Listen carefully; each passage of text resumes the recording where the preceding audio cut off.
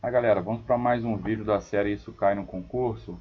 Essa é a nossa 15ª dica, tá?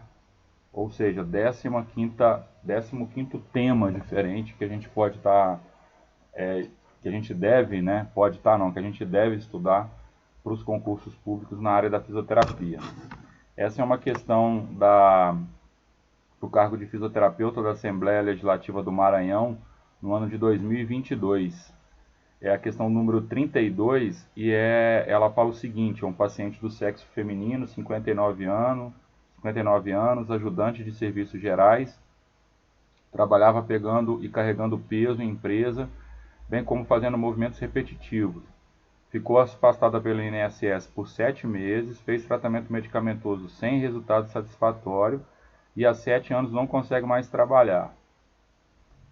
Refere dor intensa em região cervical, irradiando para membro superior esquerdo com perda dos movimentos da mão. Tá? Esse início ele é mais uma encheção de linguiça, você vai ver que não vai atrapalhar na sua resolução das questões. Ele basicamente aqui que ele pede é classificação em estágios evolutivos segundo o Hospital das Clínicas da UFMG. Procurei esse material, não encontrei, o material que eu tenho aqui ajuda a gente a responder, tá? Ele pergunta sobre a quarta fase, né? Então a gente vai ver que os estágios da DORT são 4 estágios, né? Primeiro, segundo, terceiro e quarto estágio. Bom, aí vai uma dica em relação à resolução. Vamos imaginar que a gente nunca leu esse material, não sabe o que é, não tem como responder, não ficou apavorado, está com medo, como vou responder isso, né?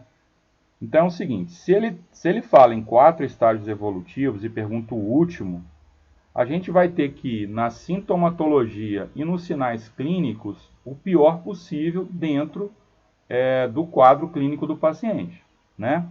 Então, uma sensação de desconforto ou sensação de peso nos membros superiores relacionados com os movimentos repetitivos, provavelmente não é relacionado ao estágio 4, né? Dificuldade para realizar movimentos finos, talvez. Dor suave nos membros superiores com pequenos períodos de remissão.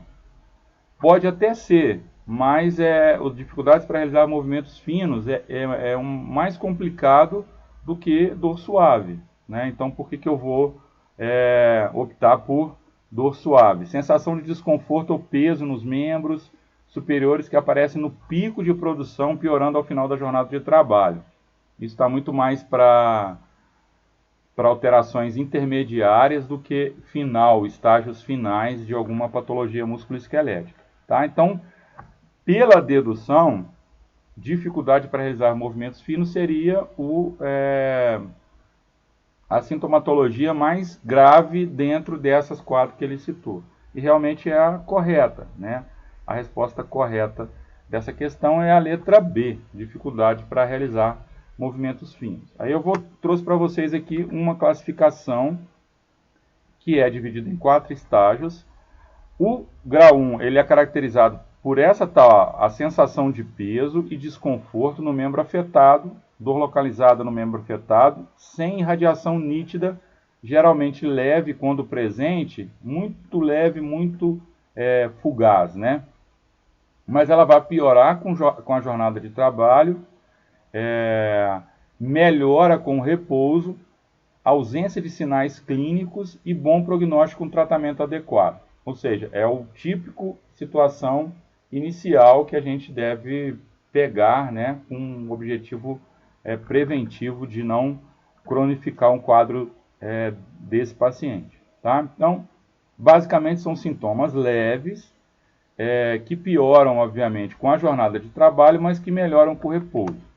À medida que a doença vai evoluindo, o que vai acontecendo? A dor, ela passa a ser mais persistente, mais intensa, né? Começa a aparecer sinais diferentes, do tipo formigamento e calor, continuam piorando com as jornadas de trabalho, né? Começam a aparecer outras alterações, que não só a dor, como alteração de sensibilidade, né, redução da produtividade, mas ainda dentro desse estágio com um prognóstico ainda favorável, tá? Melhora com repouso, mas essa recuperação ela é mais lenta, tá? E pode acompanhar-se de pequena nodulação na bainha dos tendões envolvidos. Então o paciente vai lá, faz um ultrassom e detecta a presença de um cisto, de uma bainha, de uma alteração dessa, de um nódulo que pode caracterizar esse segundo estágio. Então começa a perceber o quê? Que vai havendo piora do quadro, né? No quadro 3, a dor começa a ficar mais persistente e forte, ela começa não a se atenuar com repouso, não melhora com repouso, tá? Os sintomas de irradiação, eles pioram, ficam mais definidos, inclusive tem um comportamento dermatomérico muito característico, ou seja, a gente consegue identificar quais raízes comprometidas, qual o nervo comprometido.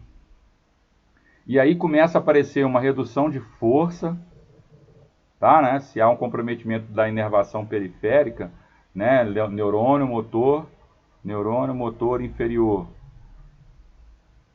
Gera o quê? Diminuição de reflexo e diminuição de força. Né? Uma lesão nervosa periférica é uma lesão de neurônio motor inferior. Então, a redução da dor muscular é constante, as alterações de sensibilidade elas estão quase sempre presentes. Isso, obviamente, vai reduzir a produtividade e a impossibilidade de executar as determinadas funções. O prognóstico ele é reservado. O que isso quer dizer? A gente não sabe se ele pode ser favorável ou não. Até o estágio 2, a gente consegue ter uma evolução satisfatória, um prognóstico satisfatório. Depois, a coisa começa a complicar. Tá? E, por último, o que tem de pior, né, nessa avaliação, que é o grau 4, que é caracterizado por uma dor forte, contínua, insuportável, que se acentua ao movimento, levando o paciente a um intenso sofrimento. Ela é irradiada para todo o segmento afetado, a perda de força muscular, de sensibilidade, apresenta incapacidade para executar tarefas do trabalho e no domicílio. São muito comuns deformidades e atrofias, né? Então, grau 3 você tem o aparecimento, a redução da força muscular, e aqui já começa o aparecimento de áreas de atrofia, né? Por exemplo, síndrome do túnel do carpo, atrofia na região tenar, hipotenar, dos músculos abdutores do polegar, e o prognóstico é bastante sombrio, né? Pegar um paciente nessa situação, a coisa começa a complicar mais, tá? Uma outra maneira que pode vir aparecer essa mesma questão com esse mesmo tema é fazer o contrário, ele dá um caso clínico, né? Parece, né, quando a gente vai lendo a questão num primeiro momento, dá a entender que ele vai perguntar em que momento está isso, né? Quando ele fala de estágios evolutivos, imaginei que ele perguntaria em que momento da fase essa paciente de 59 anos, ajudante de serviços gerais, ela está. Então pode vir aparecer isso, tá? Se ela está na primeira, na quarta, na segunda, na terceira ou na quarta fase. Aqui foi mais fácil, ele deu, acho que, itens que facilitavam a dedução do que é a resposta correta, mas aí, né, reforçando aqui, então, a resposta correta dessa questão é letra B, dificuldade para realizar movimentos finos. É bom lembrar que nessa nossa classificação aqui não está falando diretamente sobre isso, mas obviamente dentro dessas quatro sinais e sintomas aí apresentados nessa questão, essa questão de número 32, eu entendo que essa B tem mais a ver com todos esses sinais e sintomas que a gente citou aqui do grau 4 da doença relacionada ao trabalho, tá? Bom, essa é a questão do 32, mas eu queria falar um pouquinho mais sobre esse tema, né? E aí eu indico como um bom material, um material de 2012, que chama, é um material do Ministério da Saúde, chamado Dor Relacionada ao Trabalho, LER e DORT, né? Lesões por esforço repetitivo, e DORT, distúrbios osteomusculares relacionados ao trabalho, tá? Vamos dar uma olhada nesse material, então, aqui, ó, que é interessante.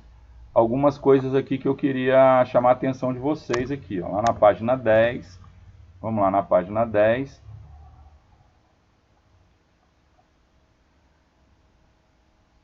Ele vai falar sobre... Espera aí só um minuto. Na página 10 aqui, né? Na verdade, na página 11. Tá lá, as lesões por esforço repetitivo. Vai falar sobre o conceito, né? A LER e a DORT são, por definição, um fenômeno, obviamente, relacionado ao trabalho, né? Ambos são danos decorrentes da utilização excessiva imposta ao sistema músculo-esquelético e da falta de tempo para recuperação. Toda essa utilização excessiva, né, esses danos impostos ao sistema músculo-esquelético, isso tem que estar obrigatoriamente vinculado, relacionado ao trabalho. Senão não é uma doença osteomuscular relacionada ao trabalho, tá? Caracteriza-se por vários sintomas, concomitantes ou não, de aparecimento insidioso, geralmente nos membros superiores, e esses sintomas são dor, parestesia, sensação de peso e fadiga, tá? Então, esses 4 sintomas aí são muito característicos das LER/DORT, né? E ajudam a gente a fazer o diagnóstico delas, né? Dor, parestesia, sensação de peso e fadiga, cansaço, né? E abrangem quadros clínicos do sistema músculo-esquelético adquiridos pelo trabalhador submetido a determinadas condições de trabalho. Então não tem como fugir dessa relação da alteração músculo-esquelética com o trabalho, tá? Lá na página 17, a gente tem falando sobre a etiologia, né? E também é importante a etiologia, ela é multifatorial, né? É importante analisar os fatores de riscos envolvidos direta ou indiretamente com a LER/DORT, tá? Os fatores de riscos, eles não são independentes, eles interagem entre si e devem sempre ser analisados de forma integrada, tá? Então, é um conjunto de fatores que interagem entre eles, né? E não são independentes, né? Não, há uma interação, né? Obviamente, né? Não dá para ter independência e ter interação ao mesmo tempo, né? Envolvem aspectos biomecânicos, não só biomecânicos, mas cognitivos, sensoriais, afetivos e de organização do trabalho. Isso dentro da ergometria está muito claramente dividido hoje em que a gente chama de ergometria física, quando a gente fala em biomecânicos, ergonomia cognitiva, né, quando a gente fala de cognição, aspectos sensoriais, aspectos afetivos, e ergonomia organizacional, da organização da estrutura, da organização do trabalho, tá?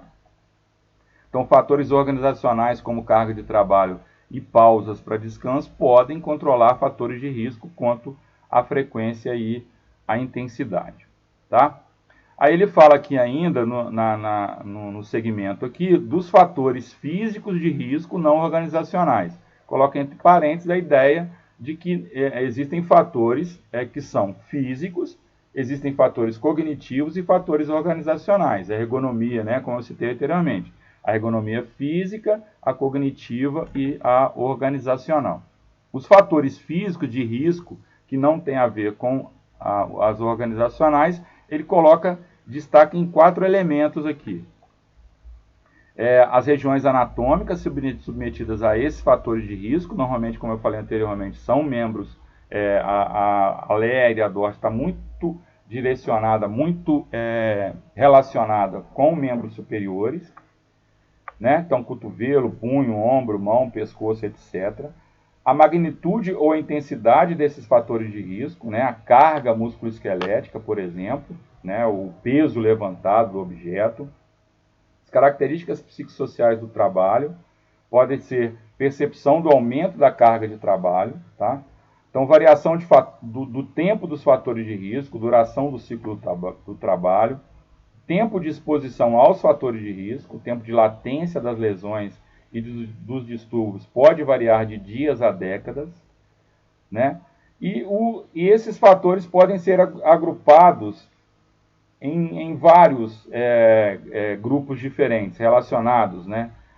Com várias características diferentes. Primeiro, o posto de trabalho, a exposição a vibrações, a exposição ao frio, a exposição a ruído elevado, pressão mecânica localizada, né? Então, isso é interessante, né? A pressão mecânica provocada pelo contato físico de cantos retos ou pontiagudos de objetos, ferramentas e móveis, com o tecido mole de segmentos anatômicos e trajetos nervosos vão ocasionar compressões das estruturas musculoesqueléticas, tá? Então, essa é a chamada pressão mecânica localizada. As posturas, né? As posturas extremas, que podem forçar os limites das amplitudes das articulações. A força da gravidade, que impõe aumento de carga sobre os músculos e outros tecidos, né, como, por exemplo, ativação muscular do ombro em atividade de elevação exagerada do ombro. Né, posturas que modificam a geometria musculoesquelética e podem gerar tensões sobre tendões, músculos e outros tecidos. Carga mecânica musculoesquelética, né? Essa carga mecânica pode ser a tensão, né? Pode ser a pressão, por exemplo, a pressão sobre o canal do carpo, né? Assim do túnel do carpo, a fricção e a irritação, certo? Entre os fatores que influenciam a carga musculoesquelética, vamos encontrar a força, a repetitividade, a duração da carga, o tipo de preensão, a postura e o método de trabalho. Certo? Dando sequência aqui, faz parte também a carga estática, quando o membro ele é mantido numa posição que vai contra a gravidade, tá? E a invariabilidade da tarefa, né, o que implica monotonia fisiológica e ou psicológica, né, a repetição, né, não muda a tarefa sempre é a mesma, né, o que vai gerar lembrar que é muito óbvio a monotonia fisiológica, a repetição do movimento, mas não esquecer também da monotonia psicológica, isso desmotiva o trabalhador, né, podendo aumentar o risco de uma lesão por excesso de invariabilidade, né, por ausência de variabilidade da tarefa, tá? Exigências cognitivas, seja o aumento gerando tensão muscular, seja uma reação mais generalizada decorrente do estresse. Os fatores organizacionais e psicossociais ligados ao trabalho, tá? Então é um grupo de fatores de risco que não estão relacionados à biomecânica, às posturas, ao ambiente, ao local de trabalho, às mesas, cadeiras, normalmente que é muito relacionado com a ergonomia, mas está relacionado com a organização, com a parte cognitiva. Exemplo, considerações relativas à carreira, à carga, ao ritmo de trabalho, ao ambiente social e técnico do trabalho. Todos esses fatores são fatores de risco para o desenvolvimento das doenças osteomusculares relacionadas ao trabalho. Tá? Lá na página 28 desse mesmo documento, a gente tem aqui o exame físico do sistema musculoesquelético, né? E que eu queria chamar a atenção aqui é o seguinte, ele fala, primeiro, a primeira etapa desse exame físico seria a inspeção, né? Então ele tem como objetivo identificar posturas anormais, assimetrias, edemas, alterações de cor de pele, deformidades, características de anexos tais como unhas e pelos. Beleza? Então vai fazer a inspeção. Depois, uma segunda etapa, ele começa a fazer a palpação das áreas dolorosas, das áreas com alterações de sensibilidade, para avaliar identificar alterações de consistência de pele dos tecidos moles, em particular dos músculos, tá? A procura de nódulo, né?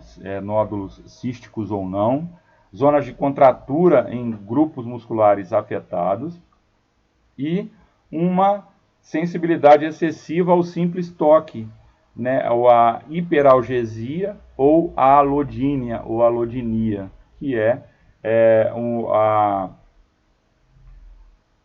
a dor presente num estímulo que não deveria sentir dor, enquanto a hiperalgesia seria o aumento do limiar, a diminuição do limiar da sensibilidade dolorosa desses determinados pacientes, tá? Uma coisa interessante também que tem aqui nesse material é sobre as manobras clínicas, né, dado o conjunto de patologias, alterações musculoesqueléticas que estão agrupadas nesse conjunto maior, chamado de lesões por esforço repetitivo ou as doenças osteomusculares relacionadas ao trabalho. Aqui ele está falando da tenossinovite estenosante, do dedo em gatilho, né, nos tendões superficiais dos dedos. Ele mostra a manobra, o destravamento ocorre com esforço ativo ou passivo, produzindo um movimento súbito e um estalido acompanhado de dor, né? Tenossinovite estenosante, ou popularmente conhecido como dedo em gatilho. Então aqui mostrando o dedo médio aqui, né? O quarto dedo em posição engatilhada, né? Ou ele passivamente vai estender aqui, ou ativamente com uma força maior do que o normal, ele estendeu os outros dedos e esse aqui ficou engatilhado, né? Lembrando do outro termo, do termo mais correto do dedo em gatilho, que é a tenossinovite estenosante, tá? Aqui a tenossinovite de Kerven, que é dos tendões do abdutor longo e extensor curto do polegar, e o que ele mostra nessa figura aqui é a manobra de Finckenstein, né? Ele pede para fechar a mão junto com o polegar aqui, ó, envolvendo o polegar, e faz um desvio radial do carpo, que provoca dor intensa na base do polegar, na altura do processo estiloide radial, aqui, onde está a mãozinha um pouco acima aqui da mão do examinador, tá? E aqui o desvio radial do punho, a manobra de Finckenstein. Aqui, ó, um outro grupo de patologias também que ele está avaliando aqui de força isométrica dos extensores de punho para avaliação do cotovelo de tenista ou a epicondilite lateral com o teste de Cosen ou Cosen, não sei qual que é a pronúncia correta, né? Então o cotovelo fletido em 90 graus, a mão posicionada em pronação, a extensão do punho contra a resistência vai provocar uma dor lá no epicôndilo lateral, cotovelo de tenista. O contrário é o cotovelo de golfista ou epicondilite medial, em que você avalia os tendões dos flexores do carpo, né? Uma manobra em que o posicionamento é o mesmo, né? Cotovelo a 90 graus, com a mão já posicionada não mais em pronação, mas em supinação, e a resistência à flexão do punho provoca uma dor, ó, nesse pontinho aqui, que é a dor no epicôndilo medial. Mais uma manobra, que é a manobra para avaliação da síndrome do pronador redondo. Então ele demarca que a região em que vai haver a palpação, tá? A síndrome do pronador redondo é uma compressão do nervo mediano no antebraço pelo músculo pronador, e aqui ele está fazendo uma manobra de percussão da região que vai provocar parestesia em toda a região do nervo mediano, né, que é a primeira face radial do quarto até a primeira face radial do quarto quirodáctilo ou quarto dedo, que é a região de nervação do nervo mediano. Nervação não, a área do nervo mediano. Tá? Aqui ele vai mostrar o teste de Jobe, né, que é uma adução dos braços resistida com uma posição de lata vazia, que a gente fala, né, rotação interna dos antebraços, e o examinador vai observar a redução de força do membro afetado, por isso a manobra é feita bilateral, e aí você compara o lado direito com o lado esquerdo, teste de Jobe. A síndrome do impacto, ou teste de Neer, ou teste do impacto, né, é a compressão do tendão do supraespinhoso entre a cabeça do húmero e o arco acromial, quando o braço é abduzido acima de 60 graus. Né? Essa manobra, ou teste de Neer, é feita a abdução passiva rápida do braço, estabilizando-se a escápula aqui. Então, a mão do examinador está estabilizando a escápula, e aqui está fazendo um movimento passivo de abdução rápida do braço, o que produz uma dor no ombro como sinal positivo dessa manobra, desse teste.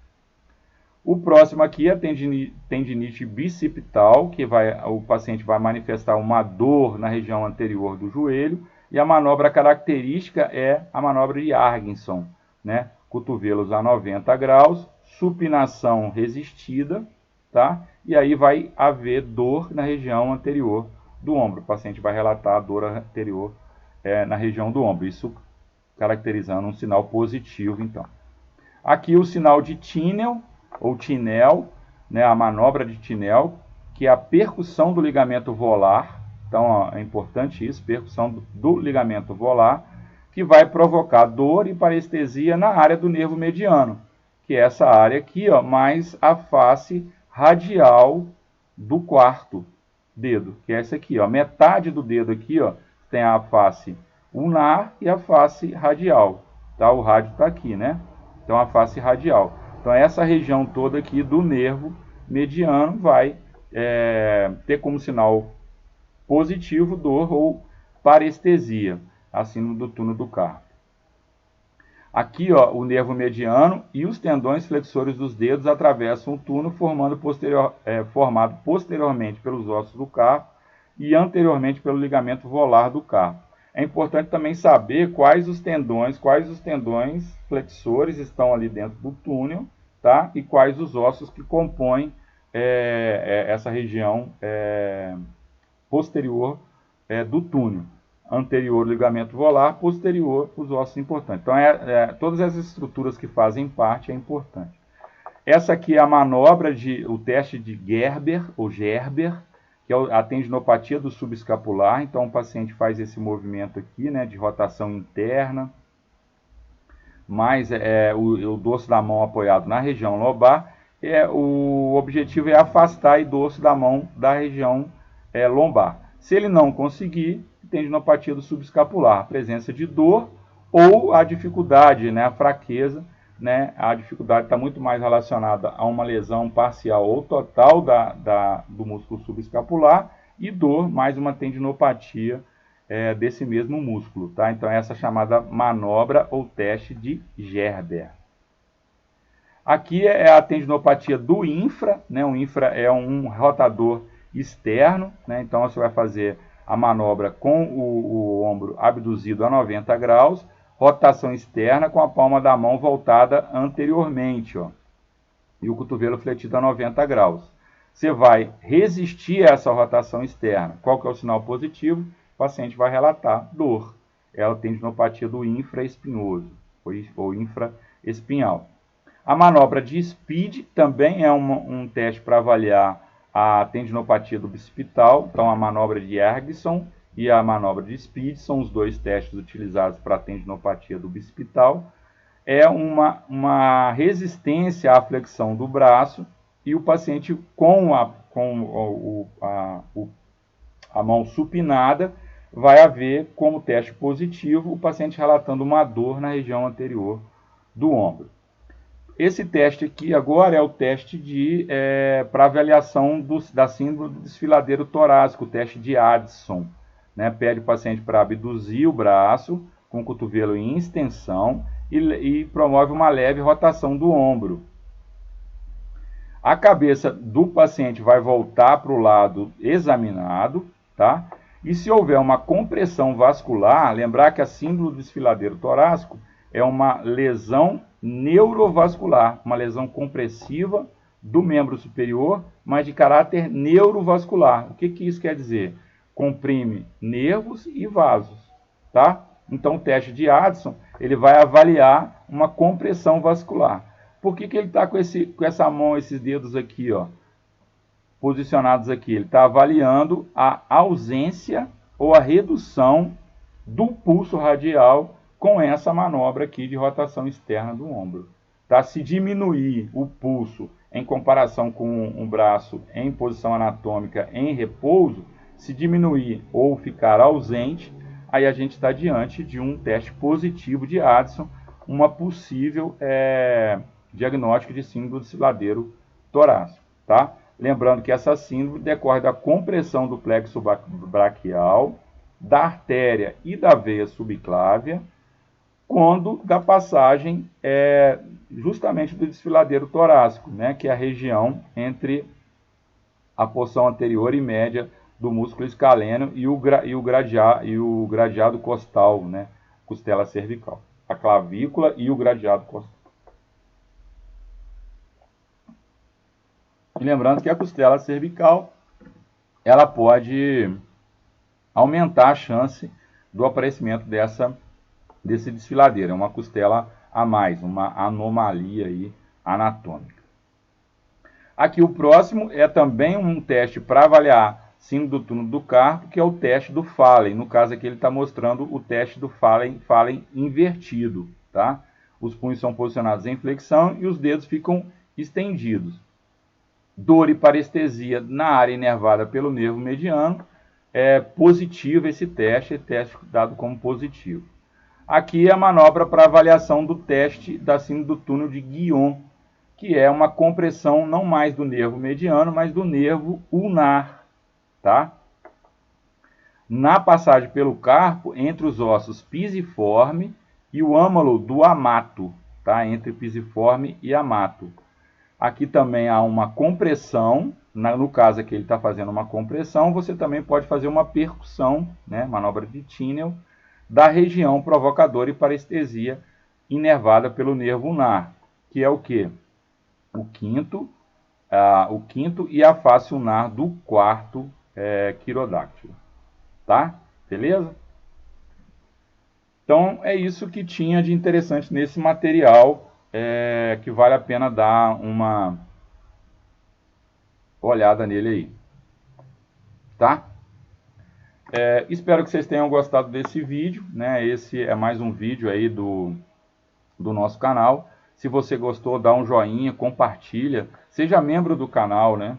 Ajude aí o canal a manter-se com os vídeos aí gratuitos, né? Para ajudar você, fisioterapeuta concurseiro, a ser aprovado ou a gabaritar pelo menos as questões específicas, tá? Esse nosso canal também ele é um apoio para o nosso curso preparatório online para concursos em fisioterapia. Tá? Já está com turma aberta. Se você quiser maiores informações sobre esse curso preparatório, tem um cadastro aqui. Você faz na descrição do vídeo, você faz o cadastro. Ou você vai lá no @paulobrito.fisio. Tem lá um link, né? Que você pode falar diretamente comigo pelo WhatsApp, ou você vai receber maiores informações pelo e-mail. Beleza, galera? Então, conto com vocês, divulgue, compartilhe, se inscreva no canal e até o próximo vídeo. Até!